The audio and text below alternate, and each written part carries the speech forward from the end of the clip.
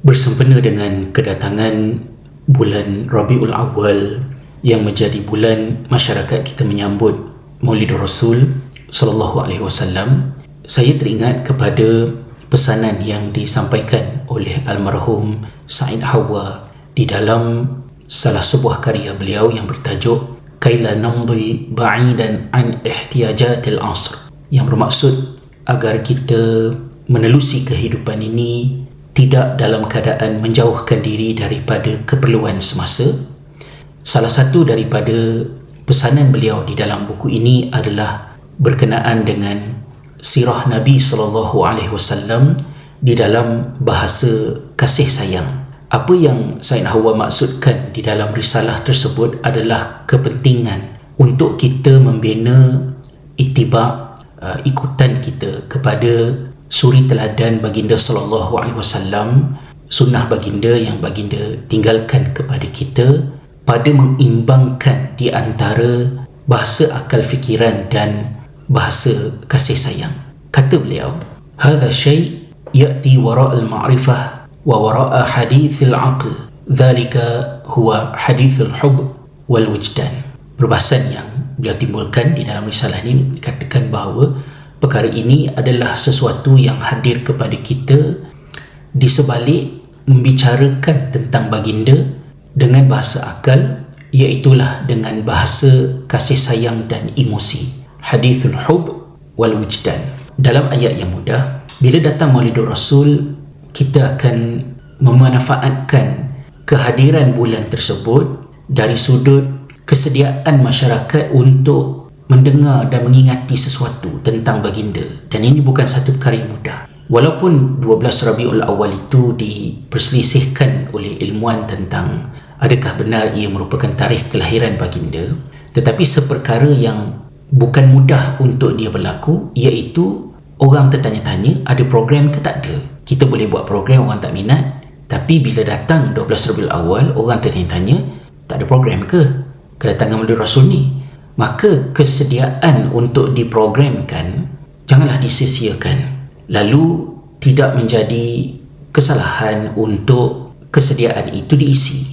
Namun mengisinya perlulah diimbangkan di antara pengisian-pengisian majlis ilmu, ceramah yang mengupas tentang sirah baginda, menerangkan tentang dimensi-dimensi tradisional dan moden untuk bagaimana kita nak meneladani baginda sebagai uswah hasanah, namun pada masa yang sama tidak membelakangkan kepentingan untuk mewujudkan perasaan kasih sayang yang tidak diungkapkan dengan logik akal, tetapi sesuatu yang dirasa, sesuatu yang menggerakkan emosi dan perasaan kita. Dan penggerak utama kepada emosi ini adalah bahasa yang diguna pakai dan bagaimanakah ia dilantunkan. Maka mengungkapkan tentang Nabi SAW di dalam bahasa syair, puisi, ataupun mungkin yang lebih dekat kepada kita seperti nasyid, harus dilihat sebagai satu usaha untuk menimbulkan dimensi tersebut. Ini untuk mengelakkan daripada kita ni kering hati dengan baginda.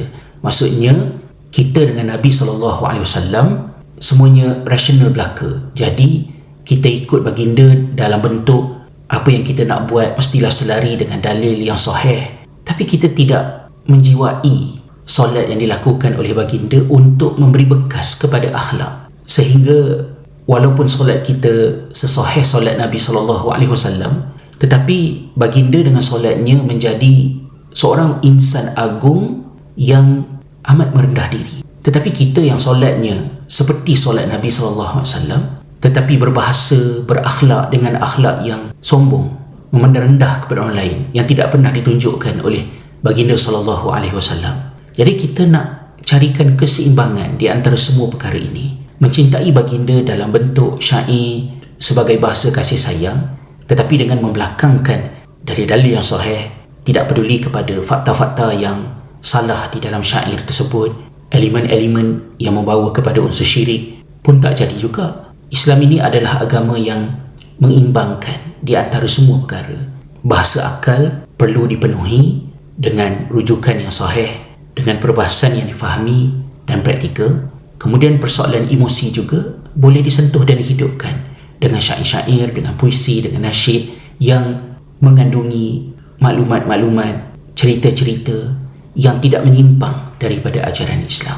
Maka sebab itulah pentingnya bagi kita untuk memanfaatkan kehadiran bulan Rabiul Awal ini pada mengimbangkan di antara membetulkan apa yang salah, mengindahkan apa yang betul, dan merumuskan kedua-duanya untuk menghasilkan jiwa seperti jiwa para sahabat yang dididik oleh Nabi sallallahu alaihi wasallam, insya-Allah.